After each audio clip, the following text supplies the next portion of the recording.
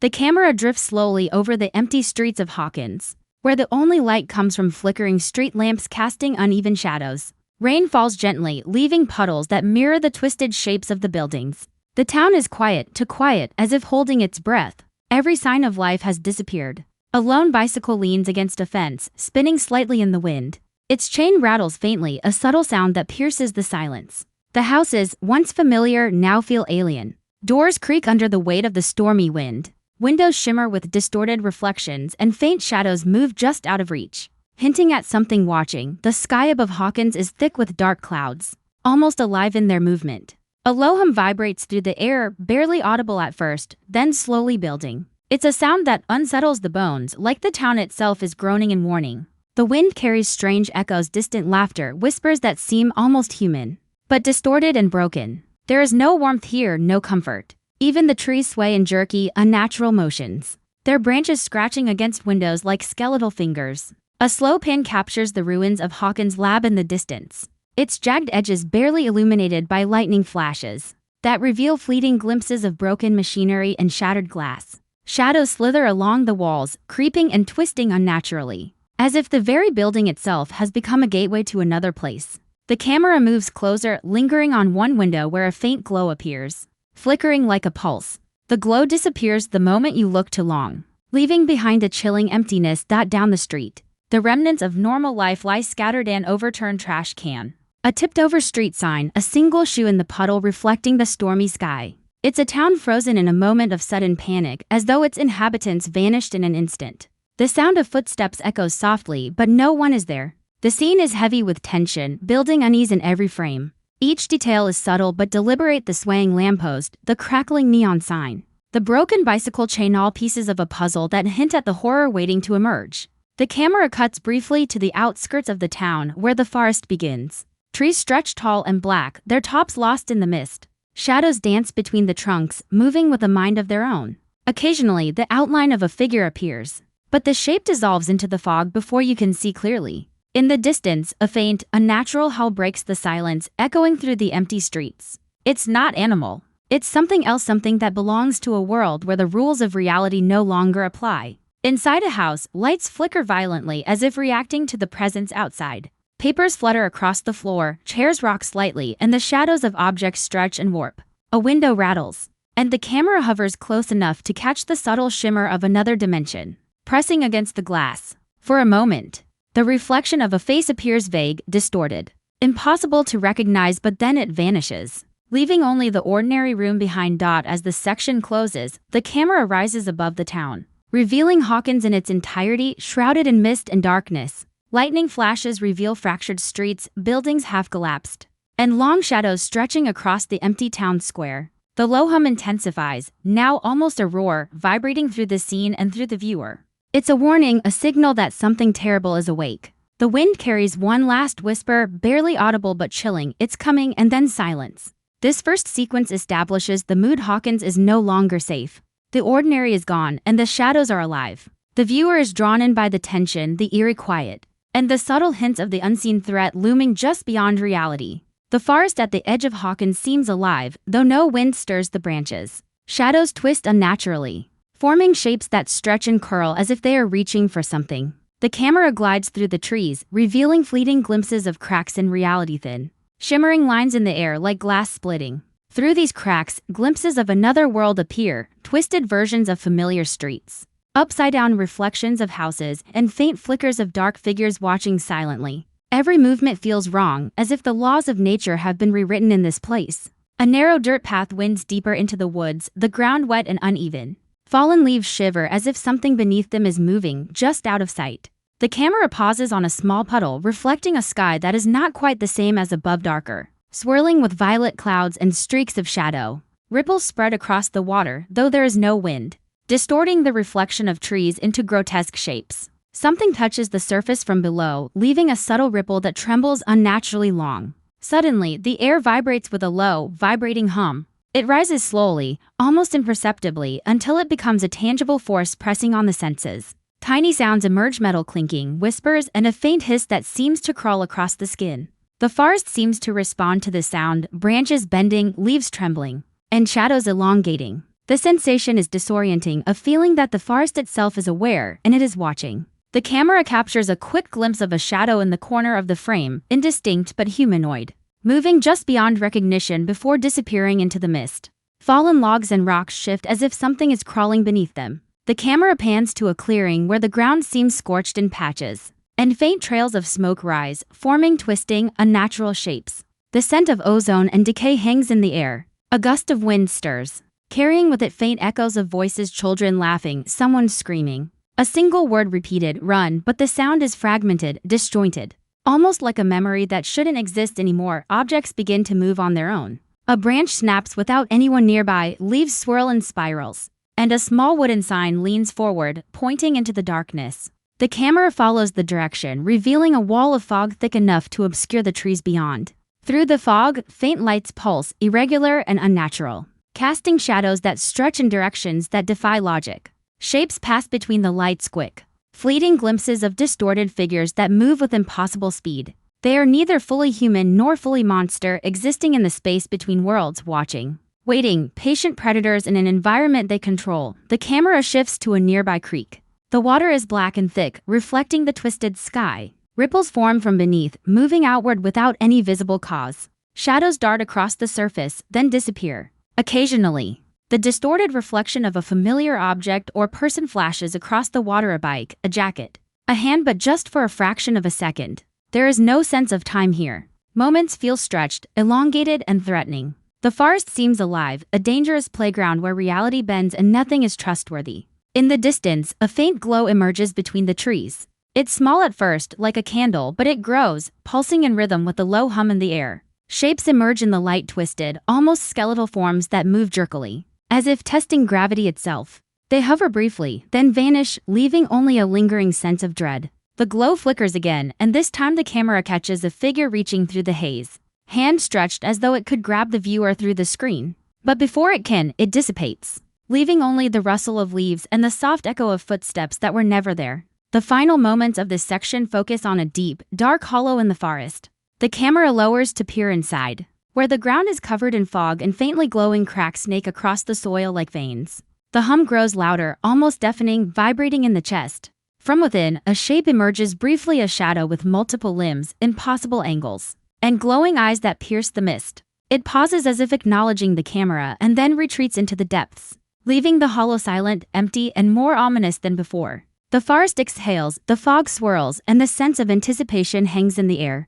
Heavy and suffocating, this section establishes Hawkins as a town on the brink of collapse. The threshold between reality and the upside down thinning. Every sound, every shadow, every fleeting image is a warning something is coming. Unstoppable and unseen, and the ordinary world is no longer safe. The tension is drawn from the environment itself, from the way familiar spaces twist into threats, leaving the viewer on edge and craving what comes next. The night air grows heavier, thick with mist that clings to every surface. The streets of Hawkins appear almost unrecognizable, transformed into a labyrinth of shadows and light. Silhouettes begin to emerge, moving slowly and deliberately through the fog. They are faceless, defined only by shape and posture, yet each silhouette carries a distinct energy. One pauses at a corner, shoulders tense, gripping something unseen, while another stands atop a staircase, surveying the darkness, an outline of quiet determination etched into its frame. The camera lingers on these figures without revealing detail, forcing the imagination to fill the spaces. Letting fear and curiosity intertwine, a lone streetlight flickers, casting an irregular glow that illuminates objects and fragments of the town in fleeting flashes. An abandoned bicycle leans against a lamppost, spinning slightly as if nudged by a phantom hand. A newspaper page flutters down the sidewalk, landing open to a headline too distorted to read. A small teddy bear lies half buried in a puddle, reflecting the fractured sky above. Each object tells a story, a memory of life interrupted, and the camera moves carefully from one to the next, building a narrative from absence and suggestion. In the background, distant flashes of lightning reveal more silhouettes, momentary glimpses of figures carrying shapes that could be weapons, tools, or even just the outlines of their own hands reaching into the fog. One silhouette pauses, raising a hand as if to stop the unseen force pressing against the edges of reality. Shadows ripple across walls and through alleyways, sometimes synchronizing with the figure's movements, as if the town itself responds to their presence. Every frame is layered with tension, the fog, the silhouettes, and the distorted reflections in puddles, mirrors, and cracked windows work together to evoke a world teetering on the edge of collapse. The camera drifts toward a doorway where a dim, flickering light escapes through the crack beneath it. The light pulsates faintly like a heartbeat, and in the shadows beyond, another silhouette lingers. It doesn't move forward, doesn't retreat, simply waits. Objects around it shift subtly, a chair tips slightly, a photo frame tilts. A curtain sways as if caught in an invisible breeze. The effect is hypnotic, drawing the viewer into a sense of quiet dread. Every action and pause feels deliberate, choreographed to suggest anticipation rather than chaos. A narrow alley stretches between two buildings, dark and uninviting. One silhouette moves through it with caution, hands brushing along walls slick with rain. The camera follows from above, giving glimpses of other forms in parallel alleys, each figure moving with the same careful rhythm. Occasionally, a shadow detaches from the wall itself, forming strange shapes that stretch toward the moving silhouettes, but never touching them. These shadow forms retreat when observed directly, reinforcing the eerie, predatory nature of the environment. Further down the street, a broken street sign tilts, reflecting faint light from an unseen source. A silhouette pauses beneath it, head bowed as if listening. A soft, distorted sound emerges, footsteps echoing where no one walks, doors creaking. The faint whine of distant machinery. The figure lifts a hand, reaching toward the noise, and for a moment, the camera captures the tension in the posture, the anticipation, fear,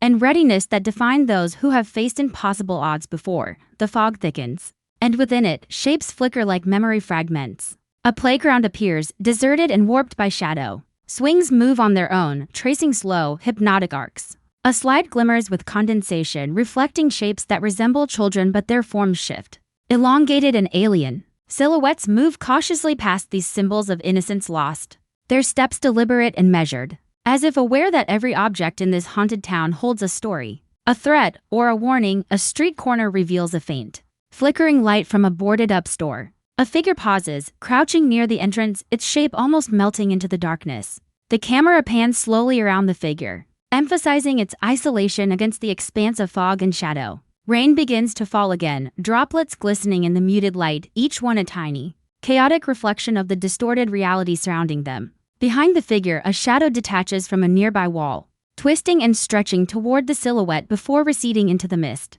As the section draws to a close, the camera ascends above Hawkins, revealing the town as a network of dark streets, fog-filled alleys, and flickering lights. Silhouettes move with purpose across this landscape, a small but determined presence amid overwhelming darkness. The fog swirls, the shadows pulse, and the low hum from the forest returns, vibrating through the scene. It's a world where reality bends, danger lurks in every corner, and the figures, though faceless, carry the weight of hope, courage, and the unspoken promise of resistance. The tension is palpable, leaving the audience suspended between fear and anticipation, aware that the silhouettes are not just shadows, they are the last line. Standing against the encroaching darkness, the air thickens with an unnatural chill, carrying a faint metallic scent that clings to everything it touches.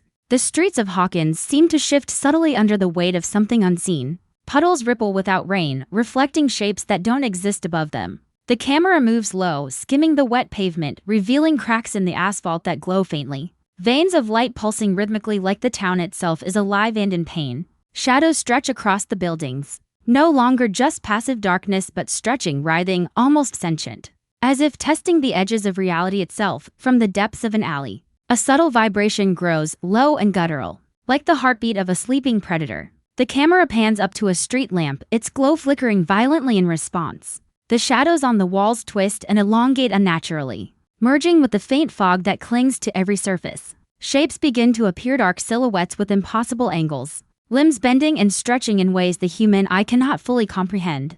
They dart across the periphery of the frame, vanishing before the audience can focus, leaving only the echo of movement and the sense that something monstrous is observing. A sudden gust of wind scatters debris along the streets. Leaves swirl in chaotic spirals, paper pages flip like birds in panic, and broken signs shudder on their foundations. The camera tracks one of the larger silhouettes, faceless and slow-moving, pausing as if listening to the vibrations of the town itself. In the shadows behind it, faint outlines of smaller, faster shapes link along walls and under cars, their forms indistinct but undeniably alive.